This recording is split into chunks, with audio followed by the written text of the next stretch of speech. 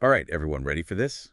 Today, we're going to be diving deep into the world of AI models. Ooh, Yeah, fun. it should be really interesting. We are specifically going to be looking at how the latest AI models stack up against each other. Right, like how do they actually perform? Yeah, Yeah. exactly. We've got DeepSeek R1. We've also got that fresh out the lab Qwen 2.5 Max from Alibaba. Yeah, that's a new one. I'm excited to see what it can do. Me too. And of course, we've got to include the reigning champ Chatgpt 4. We're going to put them through a bunch of tests, some really interesting ones. Ooh, like what? Well, we're thinking game creation. We're going to look at web search, even try some image and video generation. Ooh, that's a lot to cover. Yeah, but it'll be cool to see who comes out on top and just as interesting, what makes each one unique. Yeah. Yeah, Yeah, totally. Like what are their strengths and weaknesses? exactly. So to kick things off, let's test their coding skills first. We challenge them to build a playable snake game using HTML. Right, and making a good snake game, that takes more than just like lines of code, right? Oh yeah, for sure. It's got to have that strategy, that logic, that fun factor. It's got to be playable, right? Like what's the point if you can't even play it? Exactly. So how did our AI contenders handle that pressure? Like, were they able to actually make something playable? Well, so ChatGPT 4, it's known for being really fast, Yeah. whipped up the code super quick. But when we tried to play it, well, the snake wasn't really doing much slithering. Oh no, what was it doing? More like just standing A still. motionless snake, so not exactly the classic arcade game we were hoping for. Not quite, no. So what about DeepSeek R1? Was that one any better? Unfortunately not. DeepSeek's game basically threw a game over right when we started it. Right from the start. Yeah, so it seems like it maybe struggled a bit translating that game logic into playable code. Oh, that's too bad. So that's 2 strikes already, which means it's all down to Qwen 2.5 Max. Yeah, this is their time to shine. Do you think the so-called creative model actually pulled off the coding magic? Okay, so get this. Qwen 2.5 Max, which isn't really known for coding, right? It absolutely nailed it. I was really impressed it created a fully functional snake game. Wait, really? Like everything? Yeah, movement, apple eating, the whole thing. That's crazy. So the model known for creative tasks just outperformed the ones designed for logic. Yeah, right? Like at a logic-based task, that's mind-blowing. Makes you think about if maybe we're putting these AI models in boxes that are too small. Yeah, exactly. It's a good reminder that these models are constantly evolving and changing, and they might be able to do way more than we think. For sure. So Qwen 2.5 Max might actually be good at logic and problem solving too. Yeah, who knows what other hidden talents it might have. Okay, well, let's move on from the retro games. Time to see how our AI friends handle a more real-world task. Okay, what did you have in mind? How about searching the web? We asked them to summarize today's top AI headlines, which means they need to access real-time information. Right, that's pretty basic for AI these days, right? Like being able to pull info from the web. You'd think so. You'd think that would be super easy for a model with web search capabilities. Yeah, totally. So how did they do? Well, we were all expecting ChatGPT 4 to totally ace this one, right? Yeah, Because it has that paid web search feature. right. But plot twist, the version we were using didn't actually have internet access. Oh, come on, seriously. I know, right? Talk about a letdown. So ChatGPT 4 is out of the running for that one. Yeah, unfortunately. What about DeepSeek R1? Did that one at least manage to connect to the internet? Nope, DeepSeek threw an error message when we tried to use its search function. Oh, wow. So it seems like getting real-time info wasn't really its thing for this test. Seems that way. All right, so 2 down, 1 to go. Qwen 2.5 Max, you are our only hope here. Don't let us down, Qwen. Were you able to navigate the web and bring us back the AI news? Okay, so Qwen 2.5 Max swooped in for the win. It actually found and delivered a bunch of accurate headlines from today. No way, really? Yeah, January 30th, 2025. So it was able to not just access the web, but also sift through all that info and find the most relevant stuff. Hold on, so the creative model wins again. This time in a task that is basically all about finding and processing information. Yep, it's pretty wild. I'm sensing a theme here, like maybe being connected to up-to-the-minute info is super important in the world of AI now. I think so. It's not just enough to process data. You need to be able to see what's happening right now, live. Yeah, for sure. Okay, let's move on from text and data now to something a little more visual. Oh, fun. What are we thinking? Let's test their art skills. So we're moving to an image generation challenge. Okay, I like it. We gave each model the same prompt, and it was cat eating a banana. Cute. I love it. Yeah, so we just wanted to see what kind of creative image each model would come up with. Did any of them make a masterpiece? Well, Qwen 2.5 Max ran into a bit of a problem at first, actually. Oh, no. Went through an error message, Hmm. but thankfully it was able to get past that and then ended up making a surprisingly realistic image. Really? Yeah, it was a cat enjoying a banana. It almost looked like a real photo. Wow, that's pretty impressive. Right. So to make it fair, we also tested out ChatGPT-4's image generation. Yeah. How did that one look? ChatGPT-4 made some good images. All the elements were there. Yeah. But they definitely had more of a cartoonish look to them. Ah, okay, so not quite as realistic. Right. And speaking of AI image generation, we also tried out DeepSeek's Janus Pro 7B model. Oh, yeah, I've heard of that one. It's hosted on Hugging Face, right? Exactly. So did you think its art measured up? It was a bit of a mixed bag, to be honest. Like, all the elements were there, got the cat and the banana, Yeah. but it was kind of pixelated. It just lacked that realistic touch that we're seeing from some of the other models. I see. So it seems like making those photorealistic images, that's becoming a key thing that makes different AI models stand out. Definitely. And while we were impressed by Qwen's cat banana picture, there are other models out there that might be even better at making realistic images. Oh, like what? There's one called Grow that we didn't test this time, but people are saying it's one of the best. Interesting. I'll have to check that one out. Yeah, it's a good reminder that this field is constantly evolving. Absolutely. And all this talk about images, it makes me wonder how these models would do with something even more difficult. Ooh, like what are you thinking? Video generation. Ooh, yeah. Let's raise the stakes. So what if we challenged our AI models to create a video? We can use the cat eating biscuits prompt again, Okay, I like it. but this time we want moving images, we want sound, the whole cinematic experience. All right, so who took home the Best Picture award? Well, Qwen 2.5 Max managed to create a video of a few different cats happily munching on biscuits. Oh, cute. I know, right? But here's the thing. It took like 20 or 30 minutes to make. Oh, wow, that's a while. Yeah, so points for effort, but maybe not so much for speed. So you need to be patient when it comes to AI-generated videos. Yeah, apparently so. Okay, so what about DeepSeek? Did it manage to make a video? So at the moment, DeepSeek doesn't have any video generation features. Okay, so it's sitting this round out. Yeah, it seems like they are focusing on other things right now. Makes sense. They can't be good at everything. Exactly, so it's all down to ChatGPT-4. Okay, time for the champ to show us what it's got. Yeah, so for this one, we used ChatGPT-4's Sora, which is a special tool just for making videos, but it costs $200 a month to use it. Whoa, that's a lot of money. Yeah, but, you get what you pay for, right? So did it live up to the hype? Totally. Sora made the most realistic and beautiful video out of all of them, and it actually gave us a few different options to choose from. Interesting, so you can kind of direct it a bit. Yeah, exactly. I think that's what you pay so much for. Probably.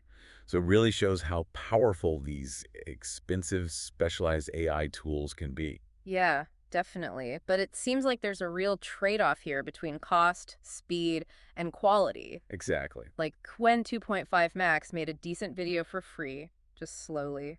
Right, and DeepSeek hasn't even entered the video making game yet. And then ChatGPT 4 Sora, it gave us top-notch quality, but with that hefty price tag. It's like choosing between different types of cars. Do you want the reliable sedan, the concept car, or the super fast sports car? Yeah, I like that analogy. It all comes down to your needs and your budget, I guess. Exactly. And, this whole discussion about AI capabilities makes me think about the more practical side of things. Oh, like what? Like, where are these models actually located? How do we access them? So that brings us to this really important topic of local hosting and API access. Right, because having all these amazing AI features is one thing, but it's a whole other thing to know where your data is going. For sure. And like who has access to it, right? Exactly. So how do our models stack up in this area? Like which one is the local hosting champ? Okay, so this is where DeepSeek R1 really shines. Ooh, tell me more. One of its biggest advantages is that you can download it and run it locally using Llama 2, and it's free. Wait, hold on. Free and locally hosted. Yep. That means you have total control over your data, and you can even use it offline. Wow. Okay, what about Qwen 2.5 Max? Does that offer the same flexibility? Qwen 2.5 Max is downloadable too. Okay. But here's the thing. You can't host the latest, the Max version, locally. Oh, really? Yeah, they do have a free API, but again, it doesn't work with the Max version. So they're limiting things a bit there. Seems like it. So I guess they're prioritizing cloud-based access for their most advanced features. Yeah, seems that way. Okay, so what about ChatGPT-4? Can you download and run that on your own computer? No way. ChatGPT 4 is only cloud-based. Okay, so it's all about convenience and accessibility with that one. Yeah, but you do have to give up some control and privacy. It is fascinating, though, that DeepSeek offers that local hosting option It is. because it really gives users more control over their data, and you can work offline if you need to. Right. Have you ever worked with locally hosted models? What's it like? Oh, yeah, absolutely. Actually, just the other day, I was working on a project. Oh, yeah, absolutely. Actually, just the other day, I was working on a project that involved analyzing a bunch of data. And it was all sensitive information, you know? So Yeah. being able to host the AI model locally meant that I could process all that data without having to send it to the cloud. Oh, that makes sense. Yeah, so it helped ensure privacy and, compliance with all those data regulations. Yeah, for sure. So it seems like local hosting could be a big deal for people working with confidential information. Oh, definitely. Like researchers, developers, anyone who needs to keep their data secure. It's like having a personal AI assistant that you can actually trust. Right, exactly. So it really opens up a whole world of possibilities for using AI in safe and controlled ways. Yeah, tons of possibilities. Think about healthcare, finance, government. Yeah, basically anywhere where data privacy is super important. Exactly. Well, we've really put these models through their paces today. We have. We've seen them make games, search the web, generate images and videos, and we even looked at local hosting. Yeah, we covered a lot. What stands out to you? Like, what has surprised you the most? You know what's really fascinating to me is that these models don't really fit neatly into categories. What do you mean? Well, like Qwen 2.5 Max. It was supposed to be a creative model, right? Right. But it actually did really well at those tasks that require logic and problem solving. Yeah, it did. It kind of challenged our expectations of what it could do. Exactly, and maybe we're limiting AI's potential by trying to put them into these narrow categories. That's a good point. It's such a new and rapidly changing field. We're probably only scratching the surface of what AI can do. Yeah, absolutely. Let's go back to DeepSeek R1 for a second. It wasn't the best at every task, True. but their focus on open source and free local hosting, that's a big deal in my opinion. Oh, for sure. DeepSeek's approach to providing free and accessible tools is super important because it makes AI technology available to so many more people. Right, like developers, researchers, students, even just people who are interested in AI can experiment without breaking the bank. Yeah, exactly. And then on the other hand, we have Chatgpt 4. It's the super powerful one, but it comes with a big price tag. Yeah, it did consistently deliver high-quality results. Right. But that cost could definitely be a barrier for some users. Yeah, for sure. It really highlights that there's a potential problem with economic disparity when it comes to using these advanced AI tools. Yeah, that's a really important consideration as we move forward. It makes you wonder what the future holds for the AI landscape. It does. Will we see more open source initiatives and commercial models working together? Right, or will it become even more fragmented? I guess only time will tell. It's a fascinating question, and it's something we all have a role in shaping.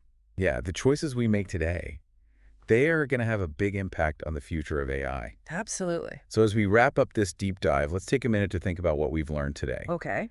We saw 3 different AI models, each with its own strengths and weaknesses. And I think the most important takeaway is that the best model really depends on what you need it for. Yeah, definitely. There's no one-size-fits-all answer.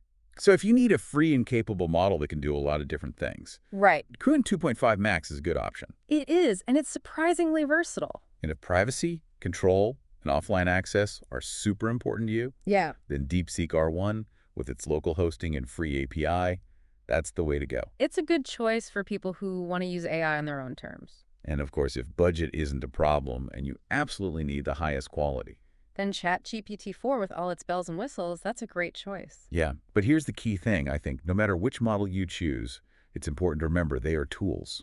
Right.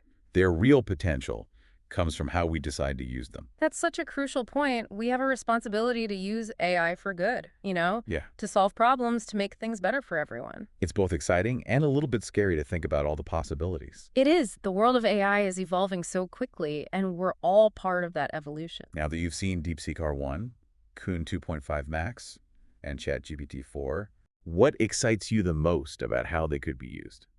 And what worries you? Yeah, what do you think the future holds for these AI models? Yeah, it's pretty wild to think about, right? Like they aren't just lines of code anymore. They can Yeah. actually like reshape entire industries. Yeah, they can solve all these complicated problems, maybe even change how we interact with the world. Totally. And that future of AI, Yeah, it isn't set in stone. it's no. We're all helping to shape it with like every decision we make. What the applications we develop, the problems we choose to tackle, using AI. Exactly. So if you are like a super techie developer building the next big AI Yeah. thing, Yeah. or if you are just curious and messing around with these models, Or even if you just find it all really interesting. right? No matter who you are, I think it is so important to approach AI with responsibility. Oh, yeah, for sure.